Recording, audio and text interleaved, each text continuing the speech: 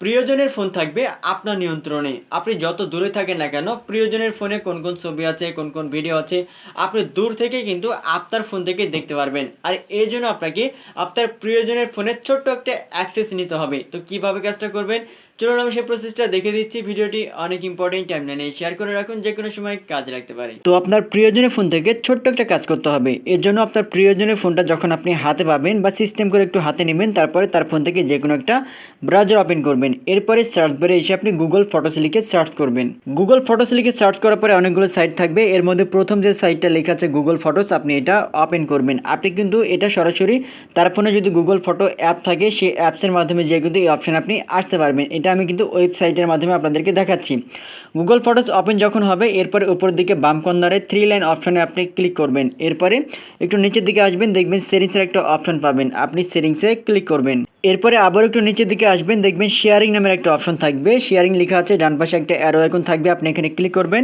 এরপরে partner sharing নামের একটা অপশন পাবেন, আপনি এই অপশনটা ওপেন করবেন। এরপরে একটু নিচের দিকে আসবেন, দেখবেন এটা অল ফটো সিলেক্ট হয়ে আছে কিনা। এটা যদি সিলেক্ট থাকে তাহলে নিচের দিকে নেক্সট লেখা থাকবে, আপনি নেক্সটে ক্লিক করবেন। নেক্সটে ক্লিক করার পরে সিলেক্ট পার্টনার লেখা আছে, এখানে একটা জিমেল সাবমিট করার অপশন রয়েছে। এখানে আপনার ফোনে যে জিমেল আছে, আপনার জিমেলটা এখানে আপনি সাবমিট করবেন। জিমেল সাবমিট করার পরে নিচের দিকে নেক্সট লেখা থাকবে, আপনি নেক্সটে ক্লিক করবেন। এরপরে এটা সব কিছু ঠিকঠাক আছে কিনা কনফার্ম হওয়ার জন্য এটা আবার চেক করবেন।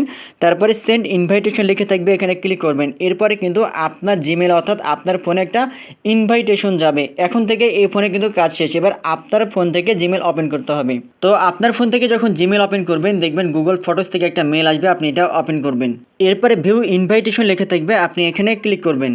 এরপরে অ্যাকসেপ্ট লিখে থাকবে, আপনি অ্যাকসেপ্টে ক্লিক করবেন।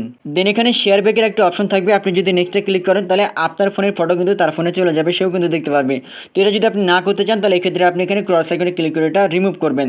এরপরে কিন্তু তার ফোনে কী কী ছবি আছে, কী কী ভিডিও আছে, আপনি দূর থেকে কিন্তু আপনি দেখতে পারবেন। আপনি যেখানে যান না কেন, আপনার ফোন থেকে ওপেন করার পরে আপনি দেখতে পারবেন। কীভাবে দেখবেন, এর জন্য আপনি এখান থেকে জাস্ট একটু ব্যাক করবেন। ব্যাক করার পরে গুগল ফটোস ওপেন করবেন। এরপরে উপরের দিকে বাম কর্নারে আপনি ক্লিক করবেন। দেন একটু নিচের দিকে আসলেই দেখতে পাবেন যার ফটো ভিডিও আপনার ফোনে চলে আসছে, তার মেল অথবা তার নাম শো করবে। এখান থেকে আপনি ক্লিক করবেন। দেন এখান থেকে তার ফোনের সমস্ত ফটো ভিডিও সব কিছু কিন্তু আপনি এখান থেকে চেক করে দেখতে পারবেন। আপনার ফোনে কিন্তু এগুলো আপনি ডাউনলোড করতে পারবেন, ঠিক আছে। আর যদি কখনো আবার রিমুভ করার প্রয়োজন হয়, আপনি কীভাবে রিমুভ করবেন, এই জন্য এখান থেকে ব্যাক করবেন।